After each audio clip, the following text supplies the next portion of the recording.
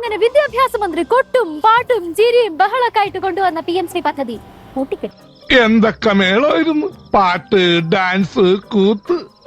എനിക്ക് അപ്പോഴേ തോന്നി. അത് ഞങ്ങളെ ബോധ്യപ്പെടുത്തുക, അതിന് നിങ്ങൾ വിഷമിക്കേണ്ട കാര്യമില്ല. അന്നേ പറഞ്ഞതാണ് നമുക്ക് PM-ശ്രീ പദ്ധതി വേണ്ട, അതിൽ മുഴുവൻ RSS അജണ്ടയാണെന്നൊക്കെ. എന്നിട്ട് 1500 കോടി കിട്ടുമെന്ന് പറഞ്ഞപ്പോ ആകെ നിലപാട് മാറ്റി. എന്നിട്ടിപ്പോ എന്തായി? ഇതിപ്പോ കാശും കിട്ടിയില്ല, മുന്നണിക്കകത്താകെ പ്രശ്നമായി, മിനിറ്റിന് നിലപാട് മാറ്റി എന്നുള്ള ചീത്തപ്പേരുമായി. ഞാൻ എന്റെ അഭിപ്രായം മാറ്റി. എപ്പോഴത്തെ പോലെ CPI തിരിച്ചു വരുന്നു വിചാരിച്ചിട്ട് ആദ്യമൊക്കെ നമ്മുടെ CPI നേതാക്കള് മൈൻഡാക്കില്ല. പിന്നെയാണ് മനസ്സിലായത് അത് നല്ല അസല് പണിയാണെന്ന്. അപ്പൊ തന്നെ നമ്മുടെ മുഖ്യമന്ത്രി വന്ന് ഒരു ടീ പാർട്ടി ഒക്കെ വിളിച്ച് കാര്യങ്ങളൊക്കെ പറഞ്ഞ് കോംപ്ലിമെന്റ്സ് ആക്കി. എല്ലാരും ഭയങ്കര ഹാപ്പി. ഒരാളൊഴികെ. ആരാന്നോ?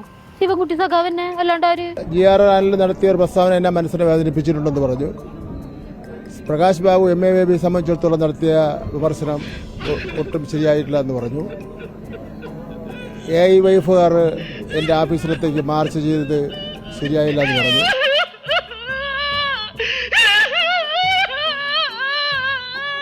ഇപ്പൊ ഇങ്ങനെയാ, എപ്പോഴും സങ്കടം പറച്ചിലാണ്. PM-ശ്രീയുടെ പേരിൽ അവരെന്നെ വേദനിപ്പിച്ചു, ഇവരെന്നെ വേദനിപ്പിച്ചു എന്ന് പറഞ്ഞിട്ട്. പ്രതിപക്ഷത്തുള്ള ആൾക്കാർ നടത്തുന്നേക്കാൾ രൂക്ഷമായ വിമർശനമാണ് അവർ എന്നെ സംബന്ധിച്ച് നടത്തിയത്. പ്രതിപക്ഷം പോലും എന്നോട് ഇങ്ങനെ പെരുമാറിയിട്ടില്ല എന്ന് പറഞ്ഞിട്ടാണ് ശിവൻകുട്ടി സഖാവിന്റെ ഇപ്പോഴത്തെ കരച്ചില്. സാറില്ലേ ശിവൻകുട്ടി സഖാവേ, പോട്ടെ. ഇപ്പൊ ആരും അറിയാണ്ട് രാഖി രാമാനം പോയി ഒപ്പിട്ടതിന്റെ ആഫ്റ്റർ എഫക്ട് അല്ലേ അന്ന് പറഞ്ഞപ്പോ എന്തായിരുന്നു? ഇതിന്റെ ആഫ്റ്റർ എഫക്ട് ഒക്കെ ഞങ്ങൾ അനുഭവിച്ചോണ്ടെന്നല്ലേ. എന്നിട്ട് എന്തായി? ഇപ്പൊ ബേബി സഖാവ് വരെ പൊതുമധ്യത്തിൽ വിമർശിക്കാൻ തുടങ്ങിയില്ലേ? ചർച്ച നടത്തുന്നതിന് മുമ്പ് ഇങ്ങനെ ഒപ്പിടേണ്ടി വന്നത് ഒഴിവാക്കപ്പെടേണ്ടതായിരുന്നു. എന്തായാലും കിട്ടാനുള്ളതൊക്കെ കിട്ടിബോധിച്ചപ്പോ ശിവൻകുട്ടി സഖാവ് പിന്നെ യൂട്ടേൺ എടുത്തിട്ടുണ്ട്. എനിക്ക് വിഷമൊന്നുമില്ല, ഞങ്ങളെല്ലാവരും നല്ല ഫ്രണ്ട്സ് ആണെന്ന്. അങ്ങനെ കമ്മ്യൂണിസ്റ്റുകാരെ തെറ്റി അങ്ങോട്ടും ഇങ്ങോട്ടും തെറ്റാൻ വേണ്ടി മാധ്യമ പ്രവർത്തകർ പരിശ്രമിക്കേണ്ട, അത് നടക്കില്ല. കറക്റ്റ്. ഇപ്പൊ എല്ലാ കുറ്റവും മാധ്യമ പ്രവർത്തകർക്കല്ലേ? നല്ലതാ.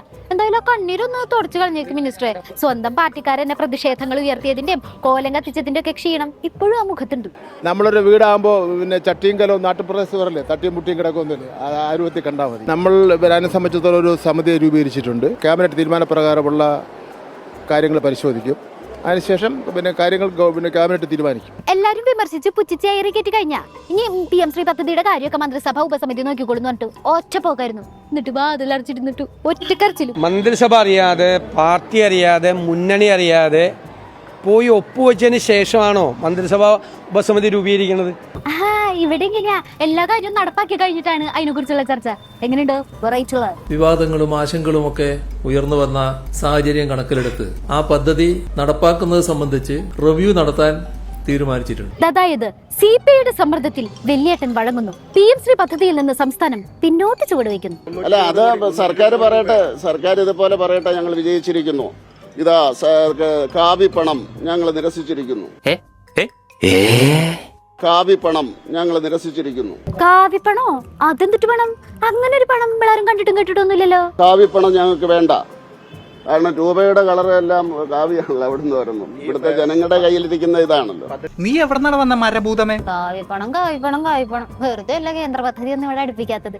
എന്തായാലും PM-ശ്രീ വിവാദം CPIനെ CPM ഒരു ഘട്ടത്തിലെങ്കിലും നന്നായിട്ട് അകറ്റിയിട്ടുണ്ട്. അതുമാത്രമല്ല CPIയും കേന്ദ്ര നേതൃത്വത്തിനും ഈ കാര്യത്തിൽ നല്ല അതൃപ്തിയുണ്ട്. ഒറ്റ ഒപ്പുകൊണ്ട് മുന്നണിക്ക് അട്ടപ്പട്ടലം പണി കൊടുത്ത ശിവൻകുട്ടി സഖാവേ, ഇനിയും ഇതുവഴി വരില്ലേ പുതിയ പരിഷ്കാരങ്ങളും കൊണ്ട്?